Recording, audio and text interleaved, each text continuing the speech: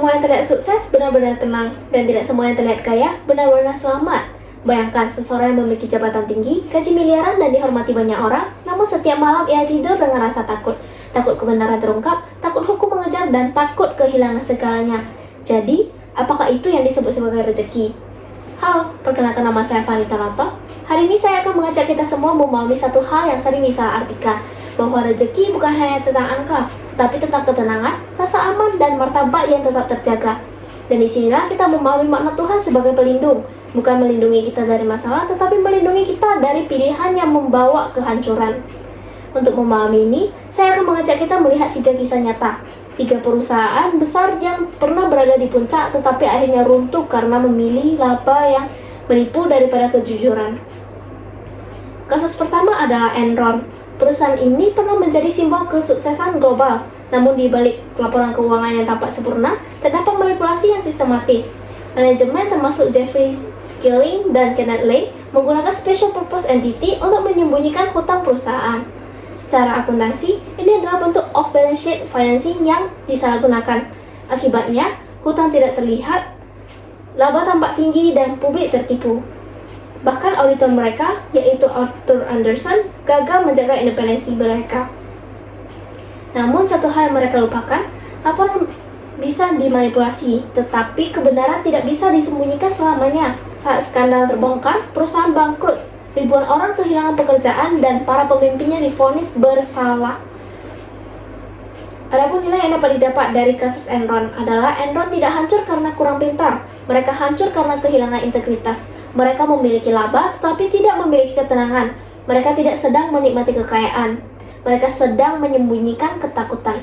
Seandainya mereka percaya bahwa Tuhan adalah pelindung, mereka akan memilih jujur meskipun laba lebih kecil. Karena perlindungan Tuhan bukan berarti selalu untung, tetapi dijauhkan dari kehancuran yang kita ciptakan sendiri. Kasus kedua adalah WorldCom. WorldCom dipimpin oleh Bernard Ebbers. Perusahaan ini melakukan manipulasi dengan cara yang terlihat sederhana tetapi fatal. Biaya operasional seharusnya langsung dicatat sebagai beban, justru dikapitalisasi menjadi aset. Akibatnya, beban terlihat kecil, laba terlihat besar, dan perusahaan tampak sehat. Padahal kenyataannya perusahaan sedang merugi. Ini bukan kesalahan teknis, namun ini adalah keputusan sadar untuk menipu. Dan seperti kebohongan lainnya, ia harus terus ditutupi dengan kebohongan baru sampai akhirnya semuanya terbongkar. WorldCom bangkrut dan sang CEO dipenjara. WorldCom mengajarkan kita bahwa kehancuran tidak selalu datang dari kesalahan besar. Kadang ia dimulai dari suatu keputusan kecil yang terus diulang sampai menjadi kebiasaan. Orang yang hidup dalam manipulasi tidak pernah benar-benar tenang. Ia mungkin terlihat sukses di luar, tetapi di dalam ia sedang berperang dalam rasa takut. Sebaliknya, orang yang jujur mungkin menghadapi tekanan, tetapi ia tidak dikejar oleh rasa bersalah. Ia tidak memiliki hutang moral kepada publik. Dan itulah bentuk perlindungan Tuhan, ketika hati tetap tenang meskipun dunia tidak selalu mudah. Kasus ketiga adalah Theranos. Theranos didirikan oleh Elizabeth Holmes. Perusahaan ini menjanjikan revolusi dalam dunia kesehatan, namun kenyataannya, teknologi yang mereka klaim tidak pernah benar-benar akurat. Dalam perspektif etika, ini adalah bentuk misleading disclosure, memberikan informasi yang menyesatkan kepada publik. Akibatnya, investor dan pasien percaya. Namun kepercayaan itu dibangun di atas kebohongan, dan ketika kebenaran terungkap, perusahaan runtuh, reputasi hancur, dan hukum berbicara. Theranos adalah contoh bahwa ambisi tanpa integritas adalah bom waktu.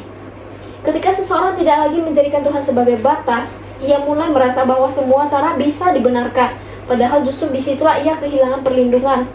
Karena perlindungan Tuhan bukan menjauhkan kita dari kegagalan, tetapi menjauhkan kita dari jalan yang salah. Dari Enron, WorldCom, dan Theranos, kita melihat pola yang sama. Mereka mengejar laba, tetapi mengorbankan kejujuran, dan pada akhirnya mereka kehilangan segalanya. Maka kita perlu mengubah cara pandang kita tentang rezeki. Rezeki bukan hanya berapa banyak uang yang kita miliki, tetapi juga seberapa tenang kita tidur, seberapa aman kita dari rasa takut, dan seberapa bersih nama kita di hadapan orang lain. Karena uang hasil manipulasi mungkin bisa membeli kenyamanan, tetapi tidak pernah bisa membeli ketenangan. Pada akhirnya, hidup bukan tentang seberapa besar yang kita kumpulkan, tetapi tentang seberapa tenang kita menjalaninya. Keyakinan bahwa Tuhan adalah pelindung membuat kita berani memilih jalan yang benar, meskipun tidak selalu menguntungkan secara angka. Karena Kita tahu lebih baik kehilangan keuntungan daripada kehilangan ketenangan. Lebih baik berjalan lambat dengan kejujuran daripada berlari cepat menuju kehancuran. Karena rezeki yang sejati bukan hanya mengisi rekening, tetapi menjaga hati tetap tenang dan hidup tetap bermanfaat.